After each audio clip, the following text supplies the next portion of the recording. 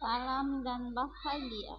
Perkenalkan, saya Ibu Siti Ayu Sukmawati, calon pengajar praktik guru penggerak angkatan 7 dari Kabupaten Parigi Motong. Di sini saya akan menyampaikan tugas demonstrasi kontekstual tentang pendidikan yang memerdekakan.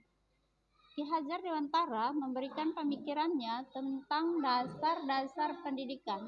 Menurut Ki Hajar Dewantara, pendidikan bertujuan untuk menuntun segala kodrat yang ada pada anak-anak agar mereka dapat mencapai keselamatan dan kebahagiaan yang setinggi-tingginya. Pendidik itu hanya dapat menuntun tumbuh atau hidupnya kekuatan kodrat yang ada pada anak-anak agar dapat memperbaiki lakunya, bukan dasarnya, hidup dan tumbuhnya kekuatan kodrat anak.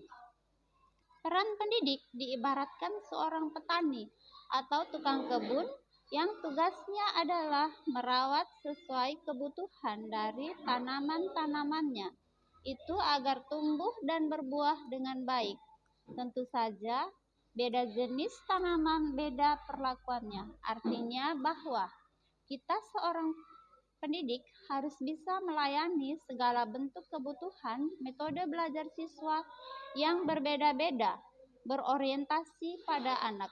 Kita harus bisa memberikan kebebasan kepada anak untuk mengembangkan ide, berpikir kreatif, mengembangkan bakat dan minat siswa dalam konteks merdeka belajar. Tapi kebebasan itu bukan berarti kebebasan mutlak, namun perlu tuntunan dan arahan dari guru supaya anak tidak kehilangan arah dan membahayakan dirinya. Pendidikan yang memerdekakan adalah proses pendidikan yang menuntun murid di dalam mereka mengembangkan potensi-potensi positif yang ada, yang dilandasi dari kebebasan di dalam mengeksplorasi potensi-potensi tersebut, bebas dari berbagai tekanan, baik dari tekanan dari dalam diri individu murid tersebut maupun dari luar diri murid. Namun meskipun demikian, pendidikan yang memerdekakan ini haruslah dilandasi dari prinsip Among. Pendidikan yang memerdekakan menurut Ki Hajar Dewantara adalah suatu proses pendidikan yang meletakkan unsur kebebasan anak didik untuk mengatur dirinya sendiri, bertumbuh dan berkembang menurut kodratnya secara lahiriah dan batiniah. Pendidikan yang memerdekakan yaitu pendidikan yang melahirkan manusia-manusia yang tidak terperintah oleh orang lain, tetapi batinnya yang bisa memerintah dirinya sendiri.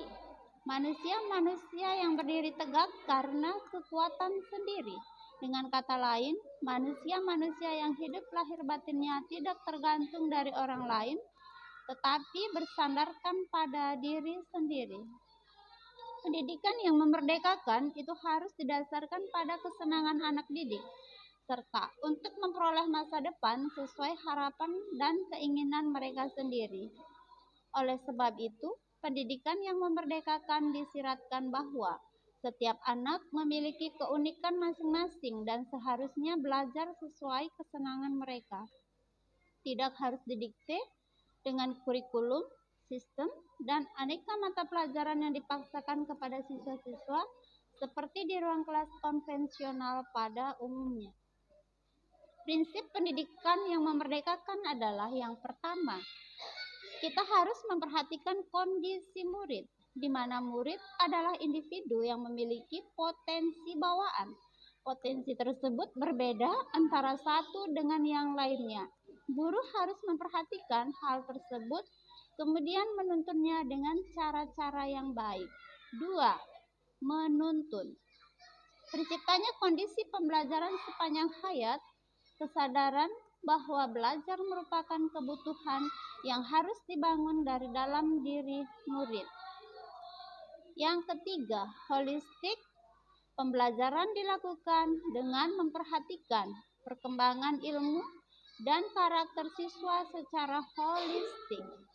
Yang keempat, relevan. Pendidikan dirancang untuk memenuhi kebutuhan peserta didik sesuai dengan konteks daerah, budaya dengan melibatkan orang tua dan masyarakat sebagai mitra.